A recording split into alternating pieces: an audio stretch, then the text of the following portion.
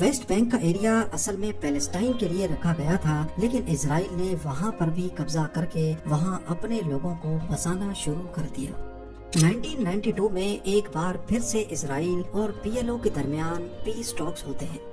پی L او کے leader Yasir Arafat بھی اسرائیل کو ریکگنائز کرتے ہیں اور اسرائیلی پی ایم یٹزک ربین بھی پی ایل او کو ریکگنائز کر کے یہ تسلیم کرتے ہیں کہ P L O terrorist organisation نہیں ہے۔ اس دوران پی ایل او بھی اسپلٹ ہو جاتی ہے۔ ان کا ایک دوسرا ونگ جو چاہتا ہے کہ اسرائیل سے کسی طرح کا بھی سمجھوتا نہ کیا جائے وہ بن جاتا ہے، جس کو آج ہم حماس کے نام سے جانتے ہیں۔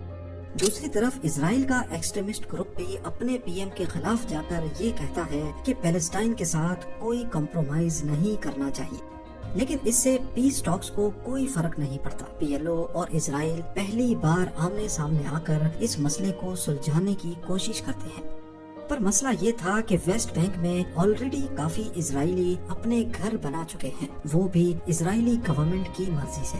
تو سولوشن یہ نکالا گیا کہ ویسٹ بینک کو 3 حصوں میں ڈیوائیڈ کیا جائے گا، اے، بی اور سی۔ اے ایریا میں صرف پیلسٹائن یعنی پی ایل او کے کنٹرول میں ہوگا، ایریا بی دونوں کے کنٹرول میں، اور ایریا سی صرف اسرائیل کے کنٹرول میں رہے گا۔ یعنی 1947 میں بنایا گیا یونائٹڈ نیشن کا پارٹیشن پلان یہاں دور دور تک نظر نہیں آ رہا تھا۔ پیلسٹائن کو صرف ویسٹ بینک میں گنے چنے ٹکڑے ہی مل پاتے ہیں جہاں وہ اپنی گورنمنٹ چلا سکے۔ خیر پی ایل او نے اس کو بھی ایکسپٹ کر لیا، لیکن پھر 1995 میں اچانک کچھ ایسا ہوا جس نے سارے پیس ٹاکس کی دھجیاں بکھیر دی۔ جوئش ایکسٹریمسٹ گروپ نے اپنے ہی پرائم منسٹر کا قتل کر دیا۔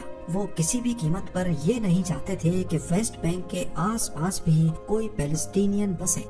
1996 میں پیلسٹائن کے پہلے الیکشن ہوتے ہیں اور پیلسٹائن کی پہلی گورنمنٹ بنتی ہے، لیکن حماس جو کہ پیلسٹائن کا ملیٹنٹ ونگ ہے وہ اس بات سے خوش نہیں ہوتا اور الیکشن سے بائیکاٹ کر دیتا ہے۔ نہ صرف اتنا بلکہ وہ اسرائیل میں کئی سوئسائڈ بامبس بھی کرواتا ہے، جس سے اسرائیل اور پیلسٹینین لوگوں کے بیچ پہلے سے نفرت کافی حد تک بڑھ جاتی ہے۔ اس واقعے کے بعد ان دونوں کے کلیشز آپس میں ہوتے رہتے ہیں۔ اس سے بچنے کے لیے اسرائیل نے ویسٹ بینک میں اپنی سیٹلمنٹس کے ارد گرد کنکریٹ وال کھڑی کر دی، جس سے پیلسٹینینز کا رہنا اور زیادہ مشکل ہو گیا۔ پھر 2006 میں پیلسٹائن میں دوبارہ الیکشن ہوتے ہیں اور اب کی بار حماس جیت جاتا ہے۔ اس سے پی ایل او کی پارٹی فتح اور حماس کے بیچ ایک سول وار چھڑ جاتی ہے اور پیلسٹائن 2 ٹکڑوں میں بٹ جاتا ہے۔ آج غازہ اسٹرپ پر حماس کا ہولڈ ہے اور ویسٹ بینک میں چھوٹے چھوٹے ٹکڑوں میں پی ایل او یعنی فاتح کی گورنمنٹ ہے۔ زیادہ تر جو اسرائیل اور حماس کی جھڑپیں ہوتی ہیں ان میں اسی غازہ اسٹرپ سے اسرائیل پر راکٹس فائر کیے جاتے ہیں۔